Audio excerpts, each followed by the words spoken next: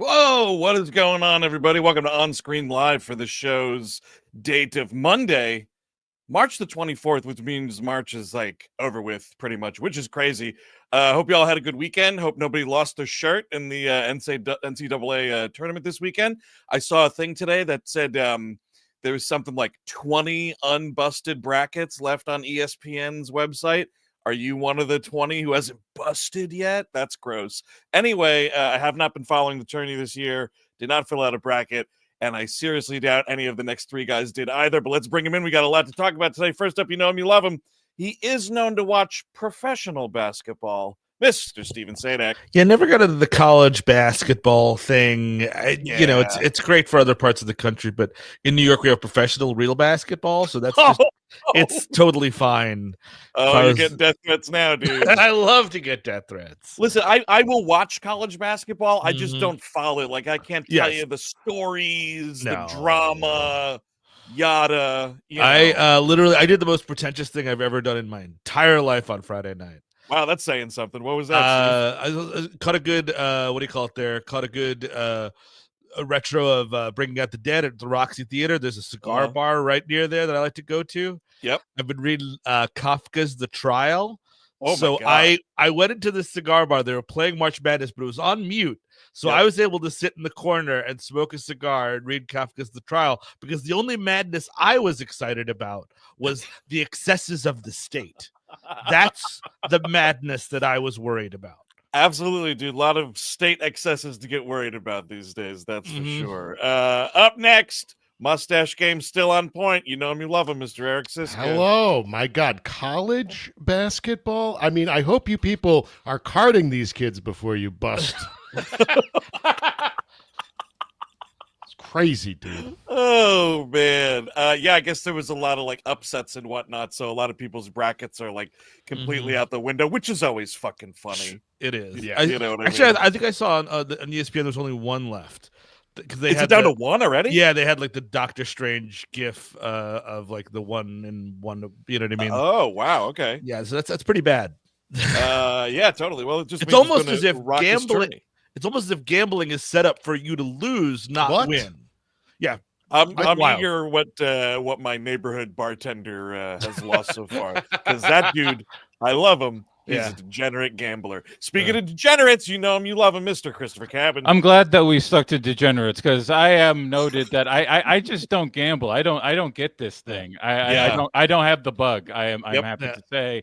But I also have to say I am a little discouraged to hear it badmouthed so much on this podcast. I know it has brought such joy to so many people on this wonderful program. Sure. Yeah, I'm like you, dude. Like, I don't get anything from it. Like, when we were in Vegas back in October, I played a couple of slot machines. I have too much like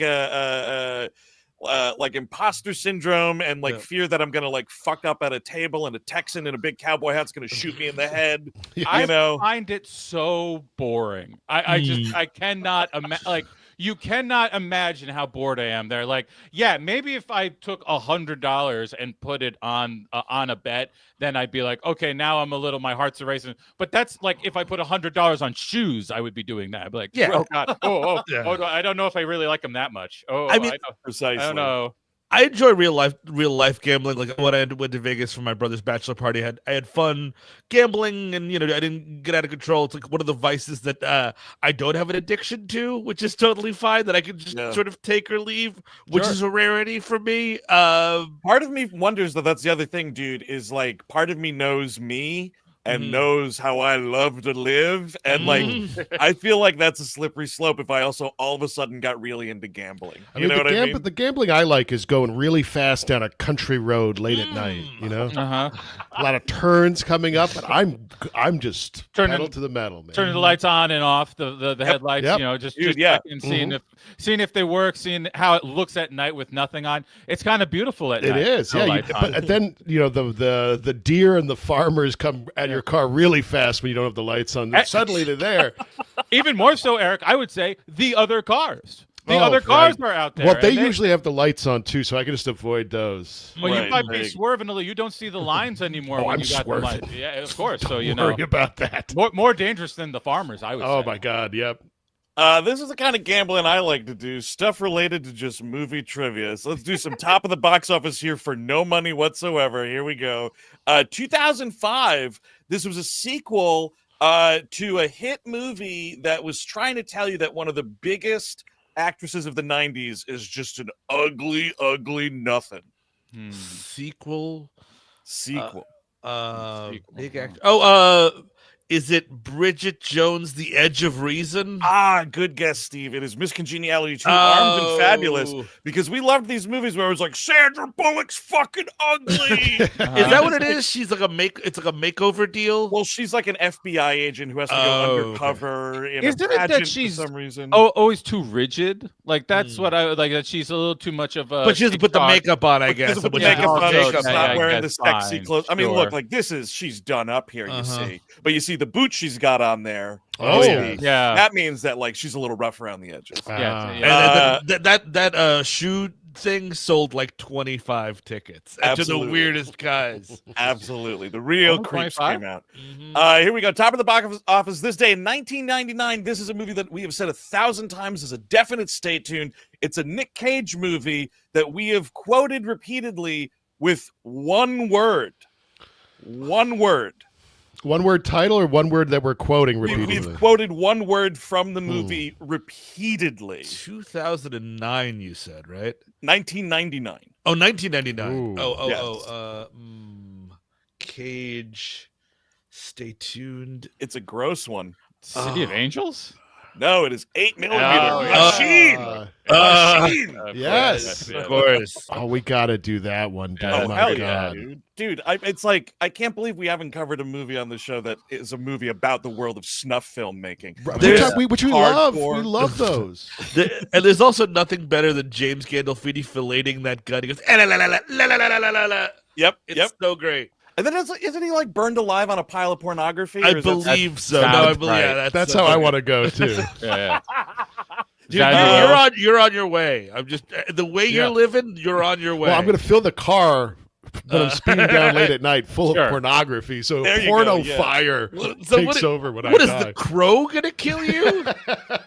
Tragic pornography mobile explodes into flames on Country Road. There ain't no coming back. There ain't no coming back. Pornography pyre fire, my new favorite holiday. Top of the box office this day in 2011. It's a movie that stars Bradley Cooper and an Oscar winner who we'll be talking about later in the program. What year was this again? 2011. Okay.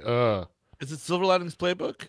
Ooh, no, Limitless. Of my course, God. because I had no idea De Niro was in that. Neither does he. And he's also in Silver Linings Playbook. So there you go. You're right. That's right. My God, no, I only watch movies with two De Niros though. So Okay. I didn't see Limitless. It's like when you're playing James Bond when you have the two guns code. When you lose it, you just got the one gun. It's not quite as fun anymore. Sucks. You can't go back. Can't go back to the one gun. Can't go back to the one De Niro. Finally, in 2023, top of the box office, it's an excellent movie that I'm pretty sure Steve still has not seen. 23. 2023, excellent movie that I've not seen. There's plenty Excellent of those. action movie. Is it John Wick 4? It absolutely is. Yeah. Still have not. It's too the long. Time. I want to watch it. I like those John Wick movies, but I don't love them, obviously, because I haven't seen the That's the one to love, though. That is. Oh, really? Okay. I held. It is good. It's better than those other sequels, in my opinion. Yeah, it'd be a fun watch for you, Steve. But anyway, that is top of the box office. I was glad that we kind of took a few weeks off here because I realized it's probably a segment I can't really do week to week because so much of it is like, well, it was the same on this week. You know, not a lot of turnover. So we'll see. But anyway, a lot to get to today. The box office in present day, not doing so hot. Let's take a look. This is highest gross.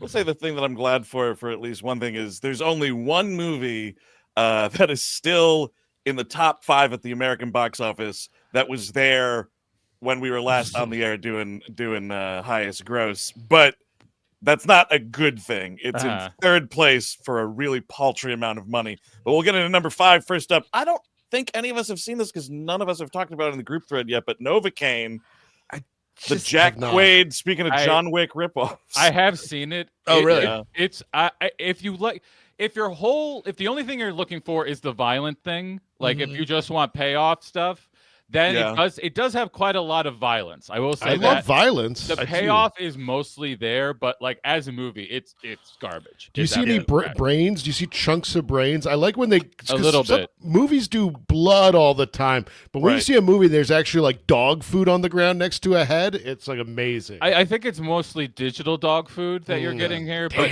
I think it is there, Eric. On the heels of Companion, does this bolster your opinion that Jack Quaid should be in movies or otherwise? Because I like Companion, and I very much am like pro Jack Quaid in that movie. Me too. Yeah. I mean, they're giving you the two sides of it, right? Like this is him as the actual like nice guy image, and then like Companion is the undermined version of that, where it turns out he's nice guy, but he's a secret complete scumbag. prick at the end of the day.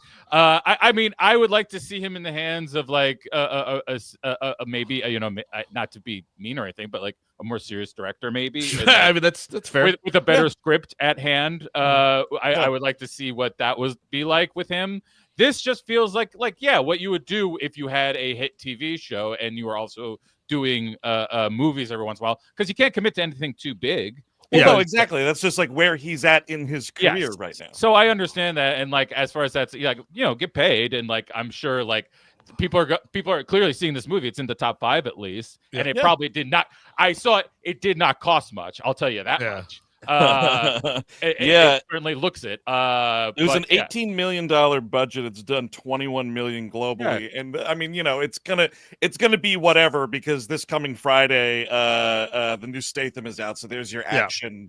Oh yeah, right. Money. So, but this beat now. This is second week it's been out, right? Yeah, and it's beat Alto Knights already, right? Wow. Alto Knights. Where's Alto Knights on this? Dude, Alto Knights placed 6th at the box office. It's amazing. How about that? I mean, we're going to talk about Alto Knights more later, but it's incredible that Barry Levinson cannot secure the same old people viewing vote as Clint Eastwood. Like you would think at this point he would have some kind of sway like that. I think his audience just, in 2020 they just checked out, That's possible. Well, I think also for Levinson, like he's not, I mean, he's a name, of course, but he's a working man director. He kind of just comes in, when Clint Eastwood's got movies out, you don't necessarily know Levinson. So I feel like that audience isn't really. That's true. I was going to say, hey, Barry, for the Alto Knights, how about a commercial? Maybe like one commercial would be helpful. Well, I mean that's not up to him, but Paramount or Warner Brothers rather did not do anything. Which honestly, Warner Brothers pretty slick track record for not doing anything for their older directors. I never even saw a trailer for Alto Knights, but I went to see the movie. Yeah. Well, I think we kind of went to it for work purposes. I don't think I was like looking forward to it. Anyway, Chris, to your point about Jack Quaid working with a better director, maybe it's in the case of director Bong in at 4, Mickey 17 in week 3 now, and I still have not seen this guy. We're looking at 3.9 million. This one, it this is like it's director Bong when he's working with major studios, man. This is 40 million domestic, 96 global. It was a budget of $118 million plus $80 million in advertising. Like, the movie's not going to make this up for Warner Bros. No way. Fun movie, liked, didn't love. That's kind of where I'm at. I don't know about you, Chris. I haven't seen it yet. Oh yeah, it was between that and Black Bag yesterday, and I ended up going to see Black Bag. Black Bag was the move. It's the best movie out right now. It's fine. You know what I mean? Where do you place this among Bong movies, Steve? Lower. You know what I mean? Like I would even put this below level. I would put this below Snowpiercer even. You know what I mean? Like and I like Snowpiercer a lot, but like just sort of like in terms of his American movies, it's just sort of like it's got that big goofy thing that he does with American movies. Yeah. Like I like them all, but like it's just weaker tea compared to his Korean stuff. Yeah, exactly. Yeah. I mean, I'll say even with Okja, which I only finally watched recently, I mean, that's my least favorite Bong movie, and like, it's still really good. Yeah. So enjoyable movie. I'll see this at some point, but it was like a Showtime's thing for me too, and I'm really glad I caught fucking Black Bag. So here we go. This is what I was talking about. In at 3, fucking Captain America, Man, in its 6th week. I mean, this just tells you the desperation at the movie theater. I mean, $4.1 million in its 6th week. I have to wonder. I think this is actually, Eric, this is probably poaching the Grampy viewing vote because of Harrison Ford alone. I think so. That is pulling, I think, from your Alto Knights numbers, which is sad to hear. I did see similar people in the audiences for both of those movies. There's the Harrison Ford is my boyfriend, old ladies, and there were a couple like even older, like we're going for double De Niro. Old that's right. Yeah. I wish that double De Niro Eiffel Towered me. Exactly. 2 De Niros going in you at the same time.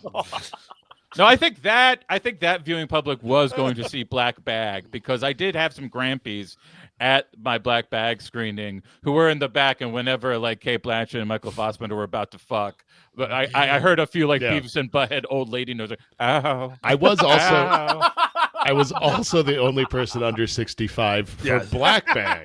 Yes. I will say though, probably there's a lot more, I would guess anyway, in the Alto Knights crowd. I have a poster of Goodfellas in my man cave. I have a lot of those guys in my Alto Knights. Sure, absolutely. Yep. So we've been mentioning it a bit here. We'll talk about it at length more in just a sec. But yes, number 2, Black Bag from Steven Soderbergh, man. Focus features here at week 2, 4.4 million. Not a huge box office draw, but a nice hold. Only dropped 42%, which is pretty nice for a movie like this. It means people are hearing about the majesty that is Black Bag. Yeah, and I'm guessing cost is not. I mean, it's probably ample, but not crazy on this one. Oh yeah, I can imagine for budget. Well, Soderbergh decided to double his budget and still spend no money.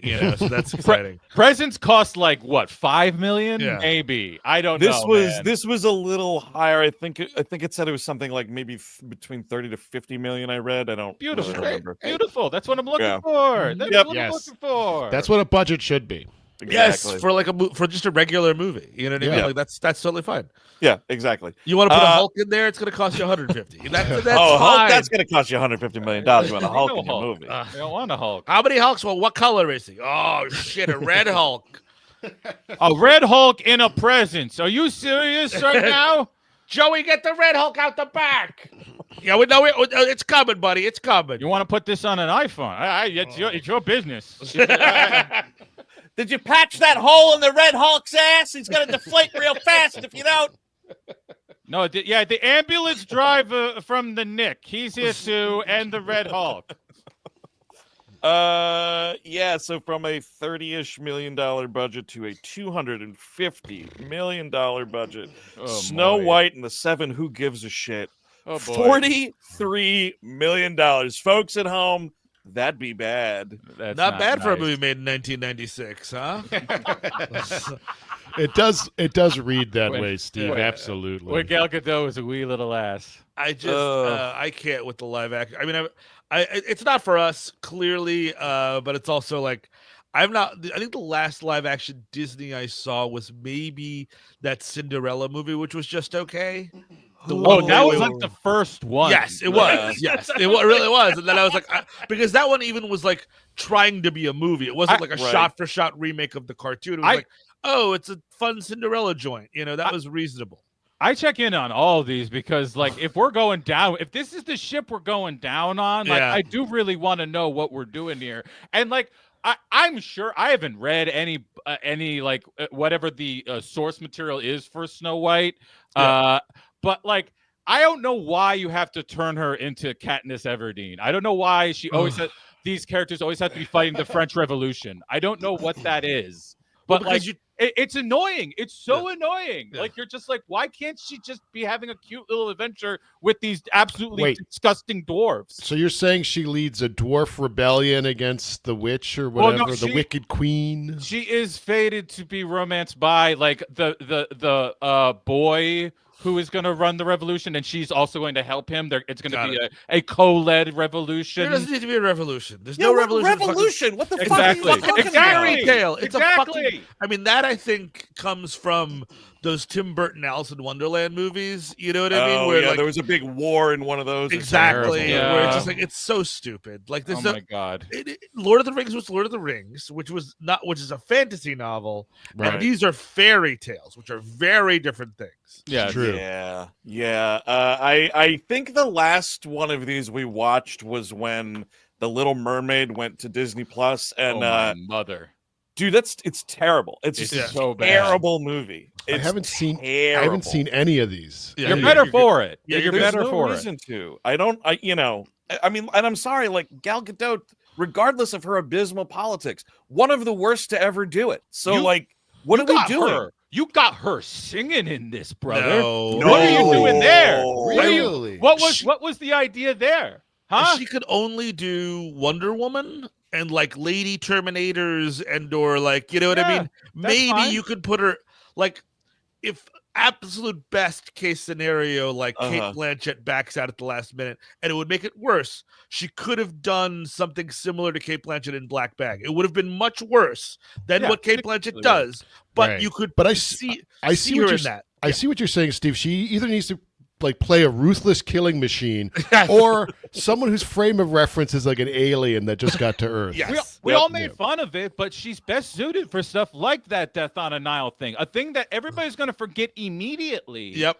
But make fun of her for about 5 months because she says champagne to fill the Nile and it sounds stupid. That's fine. If that's what we're doing, that's fine. And if they want to make another Wonder Woman, whatever. Cool, I guess. This is like a role for like an elder statesman actress that like really has some gravitas that can really like play up the cartooniness. You know what I mean? Like you need a lot from this kind of a role, and that's Wasn't this also the Angelina Jolie? She No, did Maleficent. What was that from? That's Sleeping Maleficent. Sleeping Beauty. Okay. Maleficent.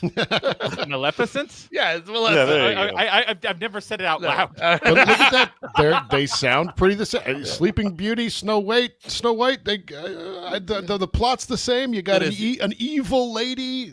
You got to kiss a girl to wake her up, which it's just now you got to. Now these days you got to ask. Yeah, and these days are better for it. X-Man cow. No problem. Yeah, I don't know. It's chalk it up till I'll never watch that. No, movie. it's just No, never. you don't need to. And according to these numbers, not a lot of people across the country are either. Although I will say, you've got like some school spring breaks coming up. There's no real like broad family movie until, you guessed it, the live action Lilo and Stitch comes out And on also- Memorial Day. That's just depressing, honestly. The Lilo and Stitch one. Not that I mean, my wife was into that movie, so like I watched it as an adult with her. She's like, "Oh, it's a good movie. You should watch it." We watched it. It's a really fun, like cartoonish, like the humor in that movie is very slapstick, very like Warner Brothers esque that you can't do in live action, and it doesn't make any goddamn sense. There was try to make it live action. The last run of Disney, like before they turned into this juggernaut thing of like actual animated movies, was really good. The Emperor's New Groove, Lilo and Stitch. I think, and I remember Hercules is pretty good too. Hercules was good. Yeah, I remember Hercules was good. Like, I thought they were doing good, but then they were like on the outs at the time. Like they weren't even as popular as it. So of course now it's like all crap. Yeah. So we'll see. We will see with all of it. I'll tell you what though, guys. You know what's not going to be all crap? What? It's only going to be maybe 30% crap. Uh-huh. Our 3-night 6-show residency at the Oxford Comedy Festival happening this July, going on from the 18th to the 20th in Oxford, England. This is going to be a lot of fun, y'all. Tickets on sale now. You're totally right. 6 shows, one of them's going to be bad. I mean, for sure, right? You know, the odds, right? Yeah, I'm betting on Solace, but I don't know. I don't know. No, they're all going to be great. And if they're not, you need tickets to all these shows, right? Just to play the odds there. Crap or not, you're locked in. Come on. So WHMPodcast.com, click on that tour tab. All the show info is there. Like we've said, like this is already over half sold out, moving towards fully sold out. So folks over there, get them tickets. Don't snooze on this stuff, y'all. No. And we have been getting a lot of questions like, hey, when you come, is there going to be a merch table, yada, yada. No, because that's a pain in the ass to travel with stuff. But you can go to our website, go to our merch store, buy that exact design that Felipe Sobro has put out. You can buy it at the store. We'll sign it on whatever. And the cool thing is, if you do that, the money we make off of whatever you bought is getting kicked into our quarterly donations to the Center for Reproductive Rights. Gets darker out there every day. Monday starts a new week of shit-nanigans. So this is us doing our part throughout the year. So March is just about ending. So as soon as we get our payout statement from the merch store people, we'll combine Jan, Feb, March, kick it over, and let you guys know what that turned into. But you got to buy stuff for us to put it back. So you are right. It is getting darker every day, and it's for a good cause. I mean, look, it's night outside still. Yeah, look at that. It's noon on Monday, and it's night outside still. That's how dark it is.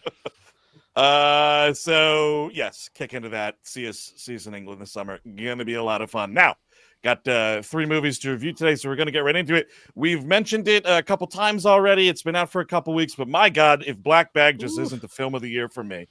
Hot diggity dog. I mean, right now, at least, you know what I mean? True story. The second the movie started, the part when you see that tracking shot of Fassbender entering the club from behind his head, I just turned to my wife. I was like, "This is my favorite movie of the year." I literally said that, and because I knew I was going to be right. Like, I just from the subject matter and just that shot alone, I'm like, "Yeah, I'm good. I'm good." It's a well-made movie for adults that doesn't pander to a single goddamn person. No. I was stunned that you make it all the way through that like 96, 93 minutes, whatever it is. And I was like, holy shit. Not a second of pandering, just a straight up maturely made espionage movie. Holy crap. It doesn't feel rushed at all either. Like that was the concern I had when we were getting closer to it, and like there were a couple strands left, and I was like, I don't know how they pull it off pretty amazingly in 93 minutes, which is just insanity. Really wild. Soderbergh, look at this. I mean, you don't need a stuffy Englishman to make a spy movie. Yes, he's the best. And I mean, he did a great job. I'm just astounded by this movie as well. And put down your fucking iPhone sometimes and make a real movie, ladies and gentlemen. How difficult is that? All the experiments with the iPhone, what led to that cool little tracking shot at the beginning, Steven. That's the trap about the iPhone. Do you think that was an iPhone? I mean, it was unsteady. That's what was so cool about it, is that like you felt the vibrations with everything when you were going through it. When I go to a museum, I don't want to watch this. I don't want to look at the sketches. I want to look at the full painting. You know what I mean? That's... Steve, I'm going to go out on a limb here because I've seen a good chunk of those and say maybe you should watch them first. Yes, some of them are very good. Unsane is a fucking excellent movie. Okay. High Flying Bird, very good. Amazing movie. Presence is really fucking good. I want to check Presence. The experimentation of Presence is why you have that shot at the beginning of Black Bag. Yeah. I would, because that's all Presence is that kind of shot. Yeah, but it's. I mean, I just love that him in the mold of, and I mean, like again, I think it's totally fine. I love that he's a director that will. I mean, it's not for me. I'm just gonna be like, that's cool. Enjoy your iPhone movie. But when he comes in hot with like movie stars and a reasonable budget and kind of a popcorn adjacent fare, I'm way. Oh, you know what I mean? Blasted through a bag of popcorn during this movie, dude. Exactly. Absolutely. Yeah. And I mean, this cast, dude, like obviously Fassbender and Kate Blanchett, just amazing. But like Tom Burke, dude, Tom fucking Burke, man, is so good in this movie. Regé-Jean Page is fucking great in this movie. Naomi Harris, dude, I don't think I've seen Naomi Harris be this good in a real long time. Marisa Bella, who I wasn't familiar with until this movie. She steals the movie, honestly. Marisa Bella does. She really does. And then this is, I'll tell you right now, because the dude has had some real lows that I have seen, and I think one of which was even like on a secret movie at some point, but it just goes to show you, like, you get good actors with good directors when you can pair them up as such. Pierce Brosnan is amazing in this movie. Yes, he is. And really, he has really been good. putting out wet farts on direct to streaming for years now. And I've been watching him, but he's been killing Jackie Chan's fucking relatives. That's right. For what? For what? Yeah, well, Pierce Brosnan. For what? But it's also like such a good movie and such a cool movie. You don't even know he's in it until like minute 40. You know what I mean? And then and I'm like, oh shit, it's the Pierce Brosnan show, and it's so cool. Yep. No, because they're doing a lot of like, oh, Stieglitz that and Stieglitz this and what. And you're like, who the fuck is Stieglitz? Oh, Stieglitz is Pierce Brosnan. Yes. right, and he's there, and you see him in a conference room for his first introduction unceremoniously. Yeah. I think I'm so used to watching those Marvel movies that I'm like, and we're gonna all stop the clap, right? Like, Yes. there he is. There he is. It's not Black Adam. You don't have to stand and give your ovation. But yeah, but it's a great movie. I really enjoyed this and one. it's sexy and such. Yeah. Oh, and such, dude. Sexy and such and more. I mean, that like final shot. Hello. It's a lot of talking. You have all this tension and stuff, and most of it's just spoken language. Well, and the way the camera moves and the way that the editing goes, and like all of it is in like it's like symphonic way of feeling. Like I the whole time I just felt completely moved by what was going on here, and like he subverts things that like so many people would just stay in the room for that first dinner and make that the movie and just and let that be the thing. But no, he's like no, we'll come back, we'll do it again, and that most people be like, oh, that's gonna be boring as hell. No, he does. It's all just as interesting because he's editing it and shooting it in all these different ways and actually like building tension, as you say, mostly through dialogue. That's why I turned to my wife and said that's the best movie. The control you can tell from that first shot is like, you're in for a good one. You know what I mean? Like he's on one. Let him cook, as they say, and he does. And I'll tell you what, another dude that we have, poked fun at over the years with, a lot of the stuff that he's written and whatever. But he is a very talented writer, and here it just showcases again. But like, this is a great David Koepp script. Yeah, it absolutely is great, and he's a dude that we've had some fun with over the years. But like, I was just sitting there like, man, this feels like Out of Sight. This feels like an Ocean's kind of thing. Like it just has that level of Soderbergh to it. That level of filmmaking. I think he is a great match for Soderbergh, and when they've been I think he wrote Presence as well, and I think he wrote Kimmy, which is another really good one. By Soderbergh as of late, and I just think that he knows like what's like. It's the way that Fincher understood him too. Like I think Panic Room is really good because of that as well. Like he has a very particular flavor that a good director who knows how to just get the bolts right. They know how to make his movies. Sure, and I'm sure he is more. I'm sure this resembles more of his screenplay than like one of his superhero, big budget blockbuster things that gets changed 1,000 times. So it's not necessarily on his shoulders fully. By the way, good soundtrack too in that opening shot of going into that club. Squeezes Up the Junction. I was surprised was in this movie. So also, isn't it David Holmes did the soundtrack? And I liked all of the actual original music too. Yeah. I mean, I was just like, so when you pull up like IMDb, of course, the trailer like starts running and whatever. What is great about it, like, kind of exemplifies the quality level of the movie or whatever. Like, we talked about the budget. We talked about like this movie feels like a globe-trotting-ish espionage thriller by doing so little to make it that. You know what I mean? It's like you're looking at a room with satellite images one time, but that's all you kind of need, right? Yeah. There's one car that blows up, but that's all you need. You know what I mean? There's no fat on this at all. It's just this story. And, I think, Chris, you were saying like that. I was feeling that too at the beginning, like, oh, is this a movie that's, because I hadn't even seen a trailer for it. I was like, I'm just going to go see Black Bag. I've been trying to avoid it. I was like, oh, is the whole movie this dinner party? Because you do have those movies out there. Sure. And I think like that would have been fine.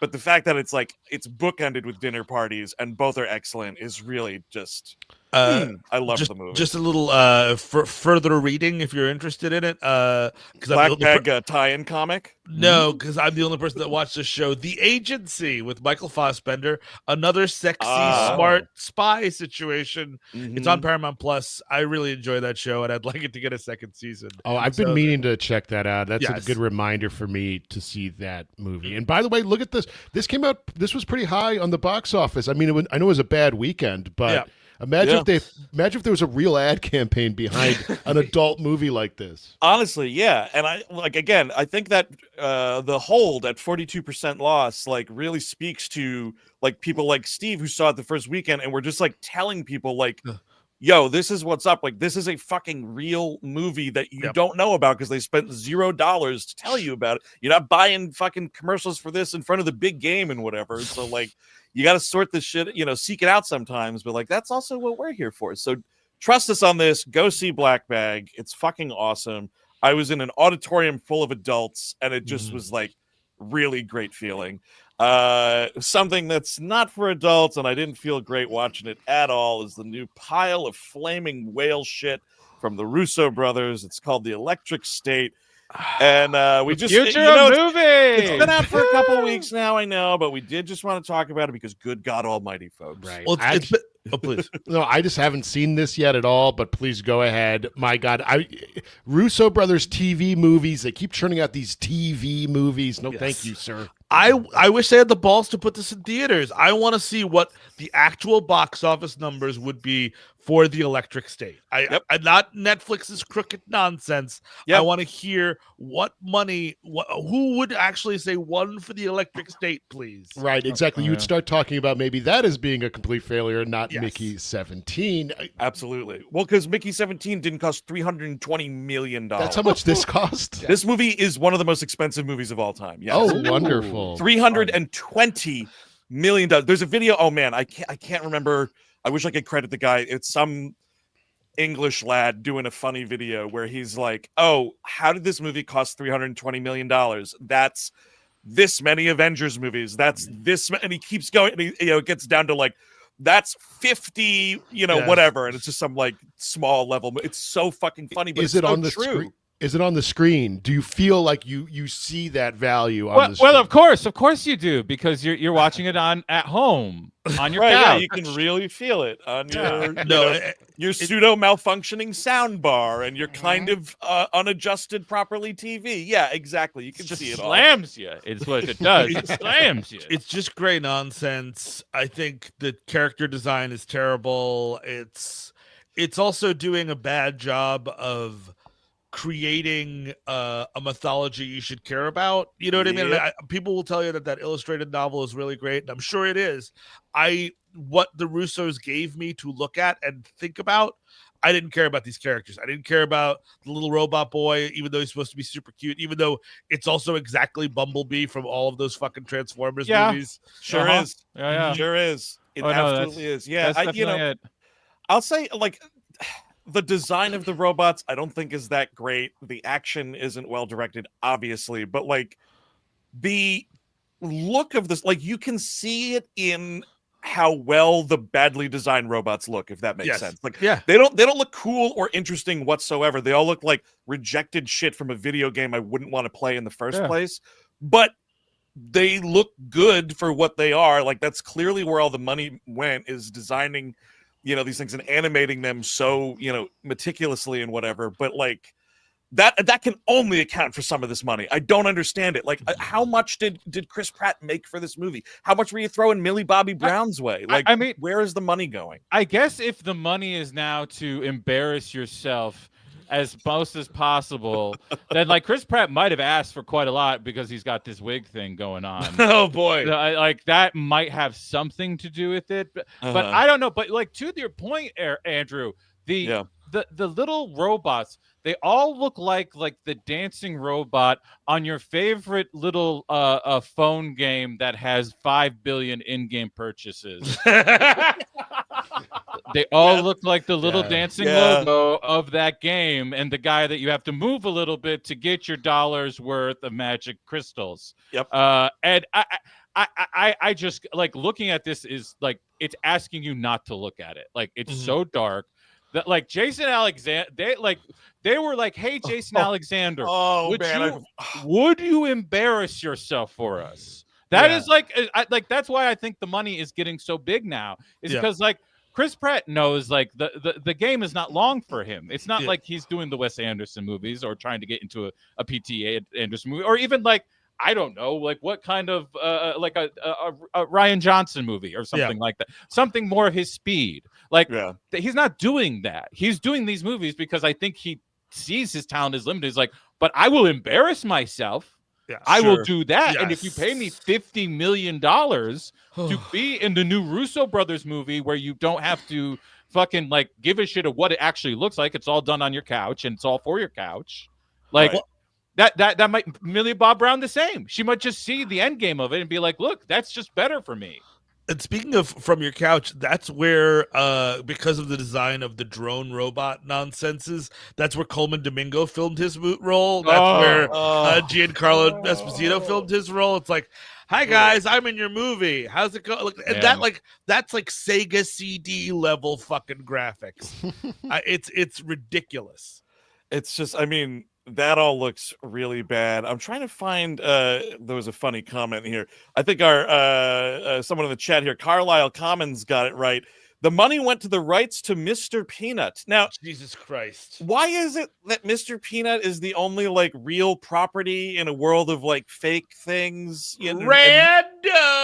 Oh shit. Yeah. Random. I also wonder, because didn't Robert Downey Jr. do the voice of Mr. Peanut for an ad campaign for Planters? I think he did, but this is Woody Harrelson. Yeah, so this is very Woody Harrelson. Well, yes. But just like the picking of it's just so odd that is your picture. That's interesting. I did not know about this at all. I want a dark and gritty origin story for Mr. Peanut. I would love it. Dude, I'll tell you, there's one of the funniest moments in this movie is when Mr. Peanut is essentially scalped because like they rip his top hat off, and the top hat is like attached to the robot head, so they're ripping it off, and Woody Harrelson's like, oh no, my peanut head. Wow, that's nuts. It's really funny. It's really funny. I will say this: there's a early voting is happening right now. That it might be a worst of 2025. We're just gonna see where it lands. It's quite bad. Absolutely fuck the Russo brothers, not only because they have been hectoring about streaming is the future, streaming is this, streaming is everything, and then when they make this incredibly bad movie for all the money in the world, they come out and say, well, yeah, I guess in retrospect, I don't know how Netflix will ever make that money back, but but it's fun. Like that's what you say after the check clears. Who cares? Wowza. Yep. Yeah. Well, also, I mean, you say all that stuff, and then you take this gig making these Avengers movies that are going to come out in theaters. Like, exactly. It's all just bullshit. It's like they will say whatever for whomever's cutting the check, dude. Precisely, like, in that instance, it's Netflix cutting the check. Oh, theatrical's dead. Oh, now Disney's going to cut the check for these new Avengers movies. Come to the theater, see our Avengers movies. We're totally full of shit on both sides. Because they are also being paid to embarrass themselves. Oh, for sure. That is their whole game. They're fucking. Why would you beef with Martin Scorsese unless you want to get owned immediately? Why would you do that? What was the brain? Because I think Chris, I think they think their fans don't know what Martin Scorsese is. Like, I guess he's the gangster shoot 'em up director, and that's it. I will always remember them for everyone who cheerleaded on the death of movie theaters during the pandemic. I remember your name. Yes, exactly. Yep. You're on the list. These are the two big ones. And and that's the thing is I haven't seen Winter Soldier in quite some time, but when I had COVID, I rewatched Endgame and Infinity War, and I enjoyed myself. They're totally fine, big budget. They achieve mostly what they should be achieving, but they couldn't leave well enough alone and have like it's not just all the money that they got. It's like, no, that makes us the best. It's like, not necessarily. You know what I mean? Like, you guys one doesn't equal the other. This is the directors of You, Me, and Dupree. What are we talking about here? There's an interesting thing going on in the chat regarding original Netflix properties, and now I'm curious. Now I'm curious. For those of us on the show here who have seen both of them, which movie is worse, The Electric State or that first? Because I didn't see the second one. We're just counting part one. Rebel Moon movie. I will say Rebel Moon's better. No, I'm gonna say Electric State is better. I'm gonna say Rebel Moon. Only because I could tell you 3 things that I mean, maybe it's because it's been more recently, but like second Rebel Moon ended, I didn't know a name, I didn't know a faction, I didn't know even right now, I can't tell you what the setup is to Rebel Moon. Like, is it in the future? Is it in the past? What is it another dimension? Like, can anyone on this like give me the log line of Rebel Moon? So there's this moon. It's a village. It's basically here's the thing. I do remember more about Rebel Moon than I think I do about the Electric State. I haven't watched Rebel Moon in like over a year. It's like there's the girl and they live on like the farming community planet. The big space Nazi comes down and says, "Hey, we're taking all your grain and whatnot. Deal with it." They beat the shit out of the Ed Screen is the head Nazi. Yes. They beat the shit out of the ruler who like wants to bend to the knee and whatever. They beat the shit out of that guy. They take all the grain. This girl winds up leaving the planet with some people to go, rebel against the space Nazis. We have Horse Guy at one point, and he's got to help tame the beast. And if you tame the beast, I'll let you go out of slavery. This is not a log line. This is sort of like stray images that are still in my brain. I'm telling you though, I don't have those stray images for the Electric State, other than like Mr. Peanut getting his fucking head ripped off, and like Brian Cox being like, "I'm throwing a baseball." Like that's. I think I never thought I would say this, but I think for me it's Rebel Moon. It's absolutely Rebel Moon. It's stylized garbage versus like plain like algorithmic garbage. Sure, it's just a different flavor. That's fair. I would say probably like there's better. If you looked through it, there's probably better shots in Rebel Moon than there are in Electric State by a country mile. So I'll say this about Electric State: we're clearly, outside in some respects way more than we ever are in Rebel Moon. Yes, that's 100% true. There's that. I mean, there is some legitimate outside in Rebel Moon. I'm not saying it's all soundstage, but you're outside more in the Electric State. How was Brian Cox? He's voicing a fucking robot that throws baseballs. It's just as terrible. Well, he's the greatest actor ever, right? He keeps saying that. He keeps telling me. They had to cut out when he went ba-da-ba-ba-ba. Oh no, Brian, that's the other one. When I'm in a booth and I'm selling my soul, so I say ba-da-ba-ba-ba. Right? Stop trying to sneak it in. We know they tried to pay you. So, I mean, I feel like we could go long on this, which we just may next January for the stuff we watched the previous year month. So keep that in your back pocket. Speaking of stuff that you might want to keep in your back pocket, we're going to close out today talking about, oh God, the new Barry Levinson movie starring Robert De Niro's as the Alto Knights. Dude, I'm sorry. God. This poster, you got to put Robert De Niro twice on that poster. You let me know. Underline it. Yep. Or just a Robert De Niro and then a little squared number 2 at the top. Put it back up for a second. Yeah. From this poster, I would think it's Robert. It's the same character, but at some point he puts a hat on. Like that is that's not 2 different characters. I'd be like, oh, in one scene he's not wearing a hat, in the other he is. Well, you're kind of right. They're kind of similar characters. But this movie finally answers the question, Steve. What would it be like if Robert De Niro did a Joe Pesci impression with a bunch of fucking Albert Brooks makeup on? Because he you're watching this movie and like when he's doing just the non-hat guy, he's just doing a Robert De Niro performance and it's like fine. It's a totally fine Robert De Niro gangster performance. But the other one, he's definitely doing a higher registered voice. He's talking faster. He gesticulates. He's, I swear to God, doing a Joe Pesci impression in this movie. Ouch. It's really bad. Eric, what is this movie about? Oh, boy. So basically what it's about is the Alto Knights, okay? So it's like a social club, Lower East Side, blah, blah, blah. They're Italians. One Italian, the hat guy, Hat De Niro. He was kind of like leading the crime organization, but then he was escaping a double homicide, went to Italy to hide out, and then what do you know? Oh, this whole World War II thing happened. So the other De Niro, Frank Costello, stays behind and builds this empire. Then Vito Hat De Niro comes back and wants a piece of the pie, and there is you'd expect there would be more conflict there.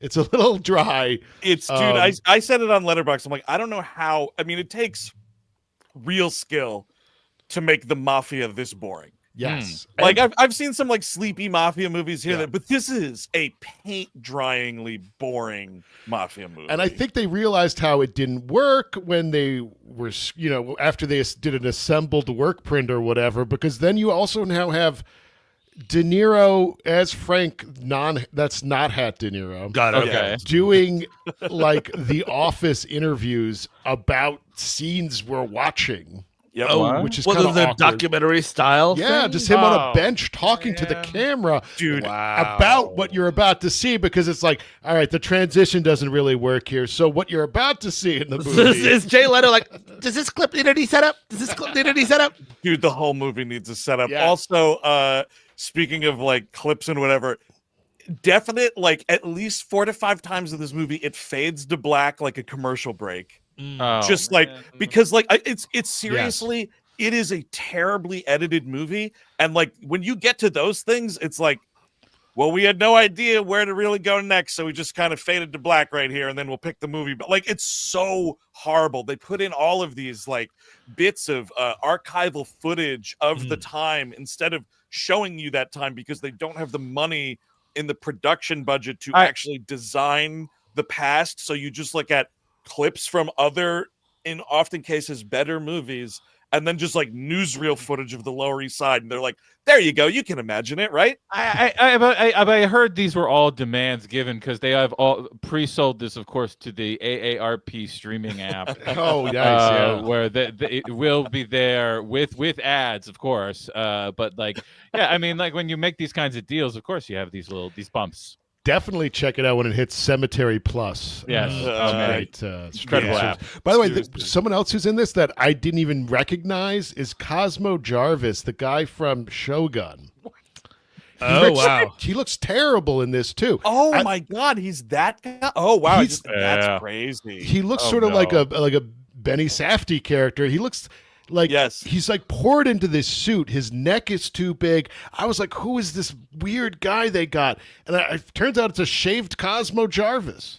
Yeah, he plays the dude. So like the movie starts with an assassination attempt on Frank Costello, so non-Hat De Niro.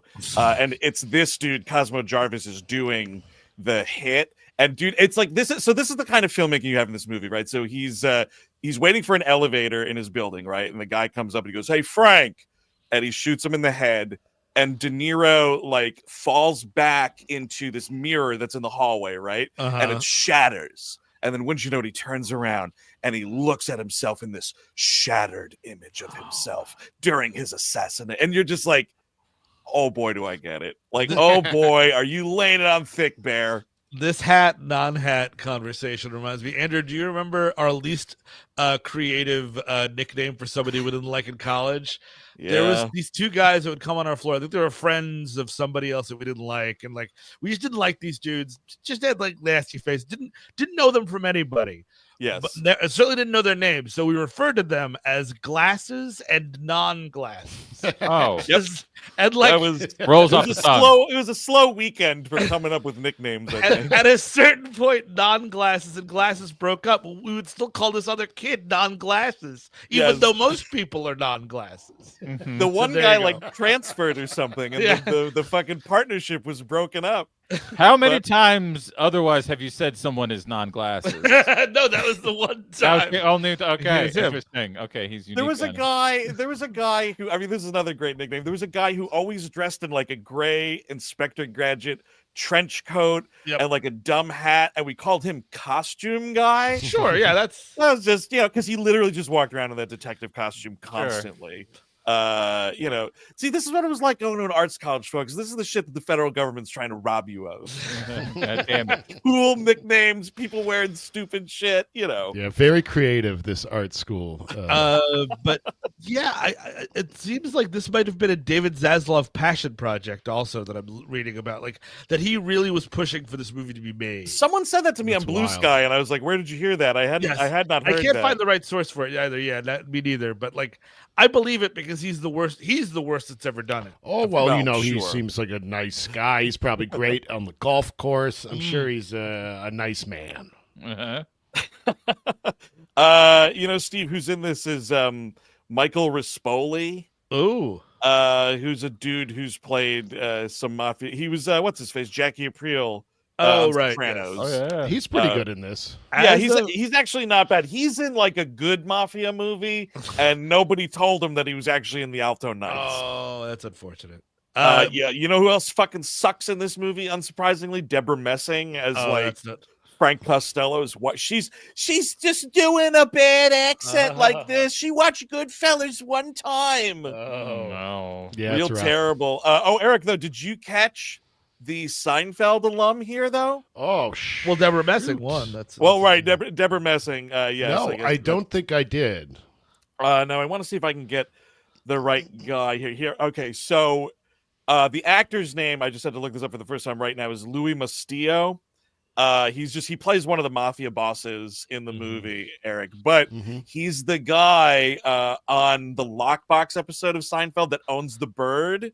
Oh, right. Okay. Jerry's neighbor that he doesn't know lives like right there and has for years. Yes, yeah, That yeah, guy yeah. Nice. playing like a big, like, tough guy mafia dude was pretty interesting. Sounds like a lot of people passed. Passed away with this cast. A lot of old timers. It's really not good. I mean, and it's, directed by Barry Levinson, written by what's his face, Nicholas Pileggi. Dude wrote Goodfellas. Dude wrote Casino. But when Dude did he write produced this? American Gangster. I mean, the When did dude he is write it? 92 years old right now. Yeah. Well, this I guess that's this true. script has apparently been bouncing around for a long time. That makes sense. That makes sense. Marty was going to do it. No, I swear. Yeah, I'm sure. Yeah, apparently this has been the story of the Alto Knights has been around since the mid 70s. Wow. Yeah. Wow. Yeah, I mean, you kind of feel that, but it's just like, it just feels like a bunch of dudes that made these movies good years ago, and like, it's just, you don't have the juice anymore. Everybody was tired. I'll say this too. The end of the movie, I don't know. I guess hip to Chris's AARP comment or whatever. It was a very old crowd for me, and I got to tell you, it was just one of my classic knee-jerk reactions. I couldn't help myself. The movie ends, up comes, director credit. There was a little outburst of applause in the theater, What? and Oh, I just yelled, "Are you kidding me?" And the dude across the aisle from me started laughing as he was putting his coat on. I just couldn't believe it. I was like, "Really, applause for this? Yeah. What else will you wild. applaud?" All of it. Everything. It was really, really bad. So that, folks, is 1 to watch, 2 to not watch. Although Yeah. maybe joke watch Alto Knights, because it's I feel like it's pretty funny if you're with people and you're like not in public, so you can be a jerk while you watch Yes, it. I mean, I was chuckling in the theater watching Hair De Niro walked in with Hat De Niro to this candy shop. It was really, it's interesting seeing two De Niros. It's a curio, it's a watch it, and De Niro, he's not. This is not a good movie, but he's still watchable. He has a presence. Sure. But it is what it is. And there's a lot of, and it's like, whatever. If you thought this was cool, okay, like I get it, I guess. But like seeing a lot of folks being like, oh, the dual performance, he acts against himself. It's like, no, he doesn't. He says lines on one side to a double, and then he just says the other. Like it doesn't feel at all like it's ever a real conversation between two guys in a room. It just feels like all those times in Marvel movies when you're like, they were never in the same state when they filmed that. You know what I mean? Like that's what the entire movie. I disagree with anyone who says that he plays off himself well. He does not. He gives a fine performance on one end and a weird Joe Pesci looking like Albert Brooks in Drive in the other. It's just, you're right. Woof. It does not work. And you'd think there'd be more scenes of them together. There's maybe 2 or 3. Yeah, it's really not a lot either. And the last one is like, they're shot from, that could have been me in the movie. I thought it was. I was like, wow, Eric didn't tell us he was in the movie. Here I am. Well, that is going to do it this week, folks, for On Screen Live. But as always, we got a lot coming up this week for you to check out, including tomorrow. Listener Request Month comes to an end with a conversation all about Wish Upon. Some may say Steve Sadek's favorite horror movie. Yes. Take that, No. The Shining. No, but... No, but Steve does really recommend you check this one out. This would be, I get this could be good with some beers and some buds. Yes, right? exactly. Yeah. Don't Oh, watch this definitely. before 10 p.m., please. No. Definitely not. Hashtag dumpster daddy though. Want to get that going on whatever social media is still Absolutely not Nazi.